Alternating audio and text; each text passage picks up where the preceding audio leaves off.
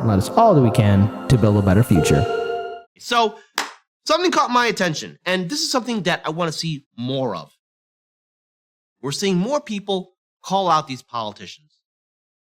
What have these politicians really delivered to any group in America? I want to pull up this tweet here right now, because this is something that's very fundamentally important. And before we do pull it up, look, I just want to rewind back the clocks. I know that there's a lot of liberals and progressive leftists who are so happy that Biden's president now that the orange boogeyman is gone. Right? But Trump wasn't the cause of all of this problem. See, Trump inherited a whole bunch of disasters from his predecessors. Let's look back at Obama. Under Obama, let's face it, especially in the African American community, black people lost a lot of wealth and property. And a lot of Americans lost a lot of things under that administration. And then if we look at the Bush Jr. administration, same thing. Even happening under Clinton, Bush Sr., Reagan. So many Americans have been suffering throughout all these Democratic and Republican presidential administrations. And I think it's long overdue we start calling out these politicians. Now, the Democrats, though, they deserve to be called out the most. Now, I know what everyone's going to say, but the Republican Party does this and the Republican Party does that. I know what's expected from the GOP. At this point, it's pointless for me to say that the Republican Party is filled with a bunch of jagoffs. I know what's expected from the Republican Party.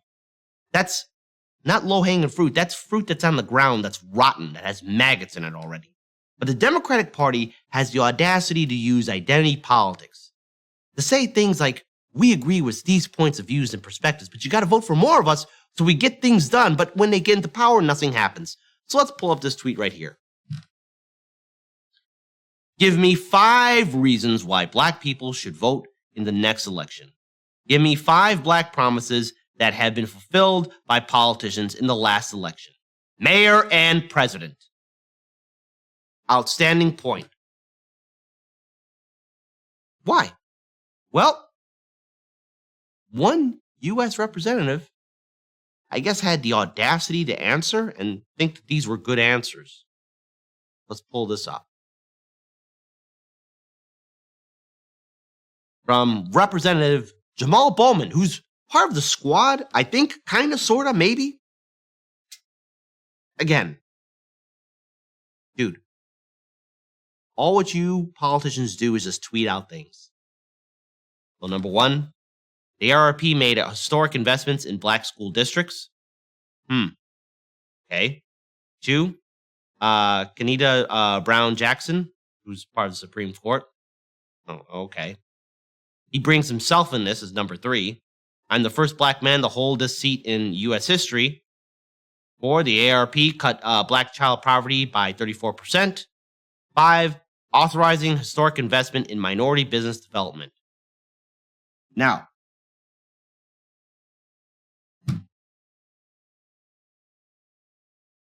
oh, wow. Lawrence Johnson, that was a great message right there. Jamal Showman, that was great. That was really awesome. I just had to catch that from the live stream. Like I said, I love our audience. Now, I'm pretty sure my good colleague, Roger Meadows, who has done fantastic work in New York State, working with a lot of worker co-ops and activist groups, has his own fair share of words to say to Jamal Bowman, who's also a New York U.S. representative, right? But I think Sabrina, SabbySabs, as we call her, gave Jamal Bowman a firm slap in the goddamn. And I think it's long overdue that we see more of this. And again, if you're not subscribed to her YouTube channel or either that subscribe to Revolutionary Blackout Network, please do so. Because these words right here are something that I have to agree with, because I'm tired of seeing these virtue signal words, these virtue signal statements. Stop the virtual signaling. You've done nothing to help the American people. You couldn't even force the vote during the pandemic. And I'd like to add more to that, because I'm glad that she brought up force to vote. See, force to vote was this opening in which our progressive lawmakers could have jumped on. They could have united as one large coalition to really put pressure on Ice Cream Nancy Pelosi, to put Medicare for All on the House floor for a vote. Now, of course, all those people who are sycophants for Cenk Uygur and Majority Report and Oh, who wants to carry water for these Democratic lawmakers that don't really care about you. They're going to say, oh no, we can't do that. Medicare for all will fail. Oh no, McCarthy will somehow become Speaker of the House, even though that's an outright lie. If we had put Medicare for all on the floor for a House vote, it would have shined a light on these heartless politicians who would not give us Medicare for all at the height of a pandemic. What was holding these lawmakers like Jamal Bowman, AOC, and the rest back? There was nothing. They could have done something, but they didn't. They could have done something for force to vote for 15, but they didn't.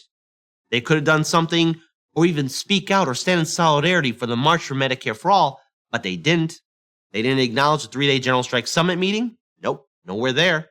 Where were these progressive lawmakers at when it was their time to show up for these unions, these worker-led union movements?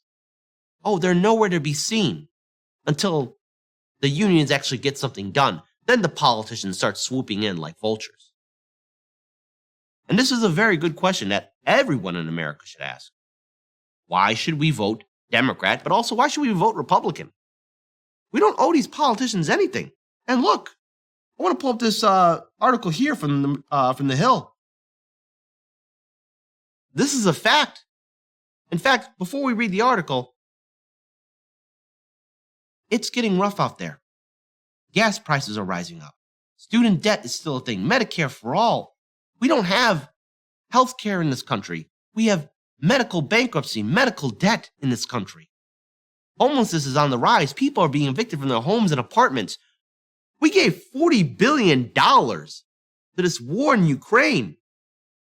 Somehow we had money for that. But we don't have money to fund our schools? Where are our leaders at? See, they make excuse after excuse. So here's what's happening. A majority of U.S. voters say their financial situation is worsening amid rising inflation and mounting fears of a looming economic recession, according to a new Harvard Caps Harris poll survey shared exclusively with The Hill. 56% of those surveyed said that financially things are getting worse, the highest percentage on record for the poll. That's up sharply from last month when 48% reported that their financial situations were weakening. Meanwhile, the percentage of voters who said their financial situation is improving is near its all-time low in the poll, with just 20% of respondents saying so. This is a devastating finding that has been climbing months after months. No matter how they are actually doing, a solid majority believes now they are becoming worse off economically, and that is America's most critically read on the mood of voters. So that's coming from Mark Penn, the co-director of the Harvard Caps Harris poll. The pessimistic view of Americans' personal finances comes as the country continues to face the highest rate of inflation in decades. Consumer prices climbed 8.3% in April compared with a year earlier, marking the fastest increase in roughly 40 years. At the same time, gas prices have climbed significantly in recent months. As of Tuesday, the national average price for a gallon of gas has hit $4.59, according to the AAA, marking the highest recorded average to date. Let's stop here for a second.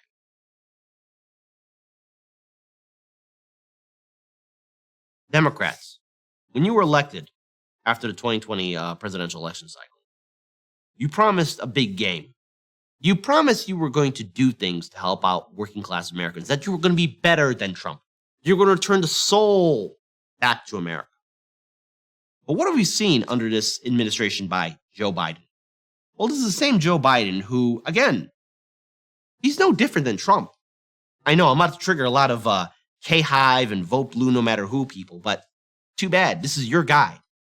This is Joe Biden who famously said to Charlemagne the God, if you're not going to vote for me, you ain't black. He's telling that to black voters in America. This is the same Joe Biden who is against busing and desegregation. This is the same Joe Biden who gave a eulogy to Strom Thurmond. Don't know who he is? Look him up. Strom Thurmond is a scumbag. And Joe Biden gave him a eulogy.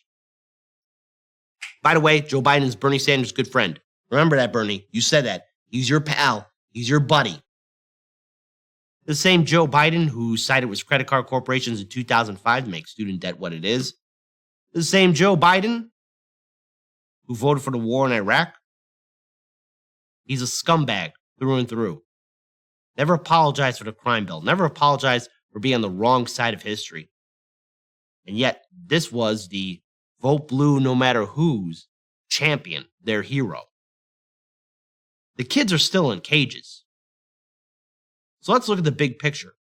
Why should anyone in their right mind support Democrats? Now, Jamal Bowman can speak a good game, but him and all his ilk in the Congressional Progressive Caucus want to tweet out things like, what does Medicare for All mean for you? What does student debt mean for you? What does the UBI mean for you? What does this mean for you? What does that mean for you? It means the world to us. Too bad we have spineless politicians who keep on virtue signaling. Can we pull up that tweet from Sabrina one more time if we can?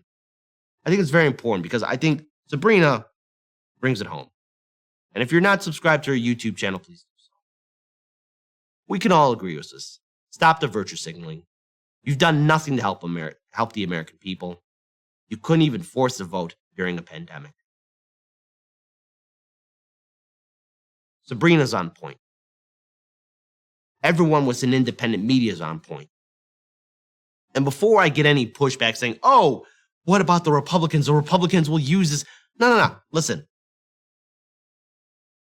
Here's the thing. The Democratic Party itself has been giving so much of its political ammunition to the Republican Party. Anything I say won't make a difference because the Democrats they're willingly doing this with their lackluster attempt on trying to help us out. They're giving the Republican Party all what they need to have a red wave. And before anyone says, well, what about these progressive wins in Pennsylvania or in any other state? That doesn't matter. Because we've all seen what happens to progressives who run in the Democratic Party. Sooner or later, they're co-opted. Sooner or later, they're taken over. And then nothing fundamentally changes. We want to build a real movement, a real political power here in America. We cannot connect it to Washington, D.C. We cannot connect it to these jagoff politicians. Jamal Bowman actually had the audacity in that list to name himself. Talk about an ego. Hey, it's great that you won that seat, buddy. But what are you doing? Because so far, all what you're doing is writing on Twitter, telling us some things. But in all reality, have you looked outside your ivory tower and seen the homeless encampments? Have you seen the fact that people are still struggling and starving and wondering whether or not they have money to put gas in a car or pay the bills, buy their medicine? Probably not. But good luck, Democrats, for this midterms. You're going to need it.